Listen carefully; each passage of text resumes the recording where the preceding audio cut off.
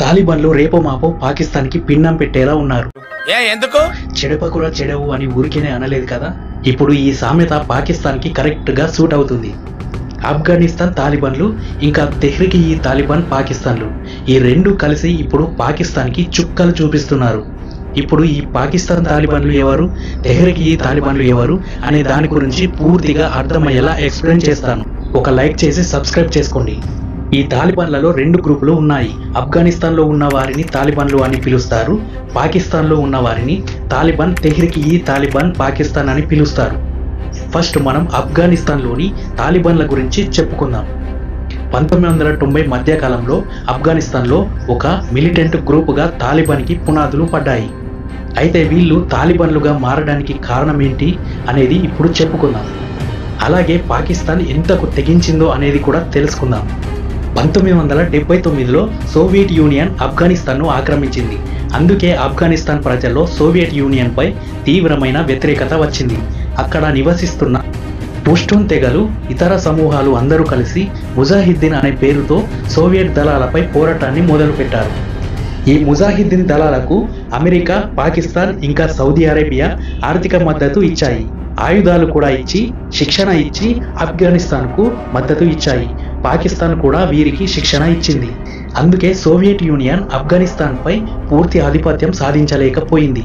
ముజాహిద్దీన్ వంటి తిరుగుబాటు గ్రూపులు గెరిల్లా యుద్ధ వ్యూహాలను ఉపయోగించి సోవియట్ సైన్యానికి తీవ్రమైన నష్టాన్ని కలిగించాయి.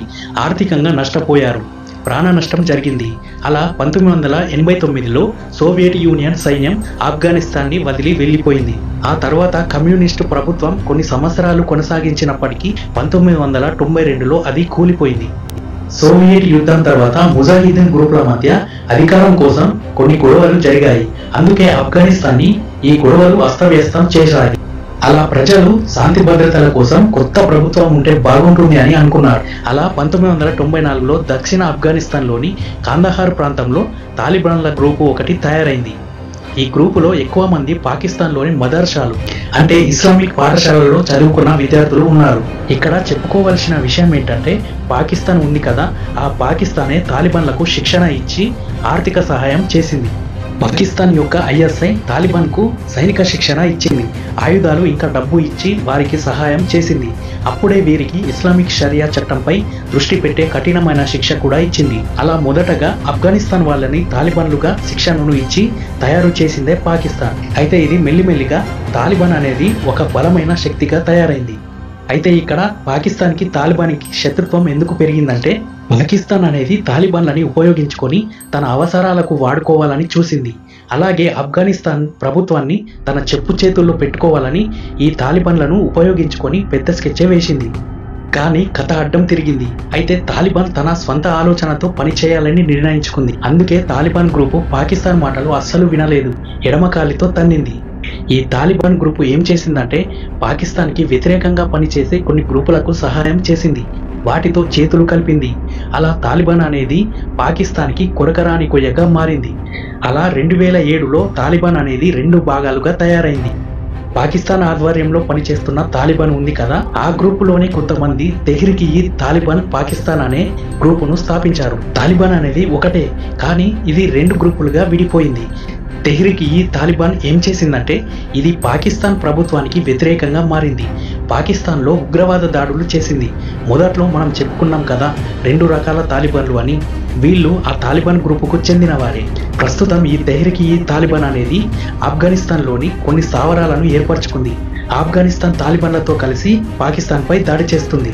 తెహ్రీక్ ఈ తాలిబాన్ అనేది ఆఫ్ఘనిస్తాన్లోని తాలిబాన్ల అడుగుజాడల్లో నడుస్తుంది. ఈ తాలిబాన్లు ఆఫ్ఘనిస్తాన్లో షరియా చట్టాన్ని తీసుకొచ్చారు. ఈ తెహ్రీక్ ఈ తాలిబాన్ లక్ష్యం ఏంటంటే, పాకిస్తాన్ ప్రభుత్వాన్ని పడగొట్టి పాకిస్తాన్ని గుప్పిట్లో తీసుకొని షరియా చట్టాన్ని ఇక్కడ అమలు చేసి పాకిస్తాన్ని పాలించాలని అనుకుంటుంది. ఈ లక్ష్యంతోనే వారు పాకిస్తాన్ సైన్యంపై మరియు రాజకీయ నాయకులపై దాడులు చేస్తుంది. ఈ దాడుల కారణంగా పాకిస్తాన్కి భయం పుట్టింది. తెహ్రీక్ ఈ తాలిబాన్ దాడుల కారణంగా పాకిస్తాన్లో భద్రతా పరిస్థితి తీవ్రంగా దెబ్బతింది. తెహ్రీక్-ఈ-తాలిబాన్ దాడుల వల్ల పాకిస్తాన్లో వేలాది మంది పౌరులు మరియు సైనికులు ప్రాణాలు కోల్పోయారు. ఈ పాకిస్తాన్ తాలిబాన్లని ఉపయోగించుకొని ఏదో చేద్దామని అనుకుంది. కానీ ఇప్పుడు తాలిబాన్ల చేతిలో తీవ్రంగా నష్టపోయింది. ఈ దాడుల్ని చూస్తుంటే ఖచ్చితంగా పాకిస్తాన్లో తాలిబాన్లు ప్రభుత్వాన్ని ఏర్పాటు చేసుకునేలా ఉన్నాయి. అయితే ఇక్కడ ప్రధానంగా చెప్పుకోవలసిన విషయం ఒకటి ఉంది. అదేంటంటే పాకిస్తాన్కు ఆఫ్ఘనిస్తాన్కు డ్యూరాండ్ లైన్ పై గొడవ జరుగుతుంది. అసలు డ్యూరాండ్ లైన్ అంటే ఏమిటి, దాని గురించి ఇప్పుడు తెలుసుకుందాం. ఈ డ్యూరాండ్ లైన్ అనేది పాకిస్తాన్ మరియు ఆఫ్ఘనిస్తాన్ల మధ్య విభజించబడిన సరిహద్దు. ఇది 1893లో బ్రిటిష్ వాడు డ్యూరాండ్ లైన్ ని రూపొందించాడు. అయితే ఆఫ్ఘనిస్తాన్ కొన్ని కారణాల వల్ల ఈ లైన్ను అప్పుడున్న పరిస్థితుల వల్ల అంగీకరించింది. కానీ 1947లో పాకిస్తాన్ ఏర్పడిన తర్వాత ఆఫ్ఘనిస్తాన్ ఏం చెప్పిందంటే ఈ డ్యూరాండ్ లైన్ సరిహద్దు చెల్లదని కరాఖండిగా చెప్పేసింది.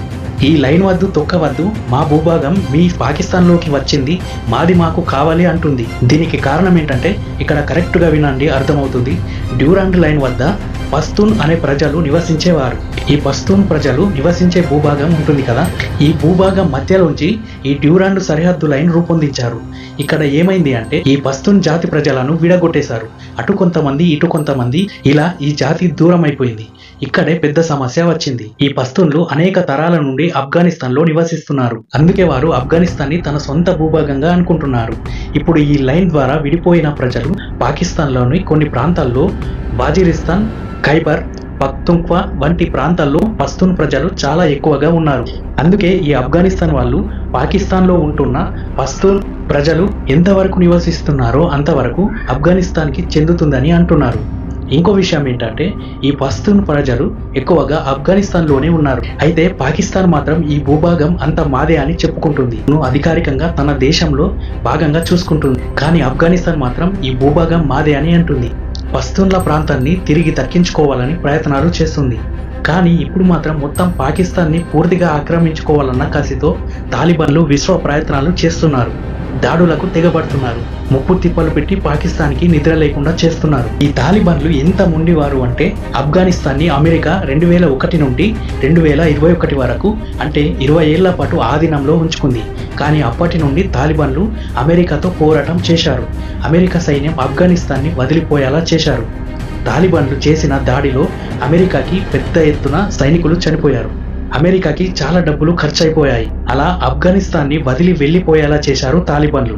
అలాంటి ఈ పాకిస్తాన్ని తాలిబాన్లు వదులుతారా? అయితే మొదట్లో ఈ పిల్లిపిత్రే పాకిస్తానే ఆఫ్ఘనిస్తాన్ని గుప్పెట్లో తీసుకుందామని చూసింది.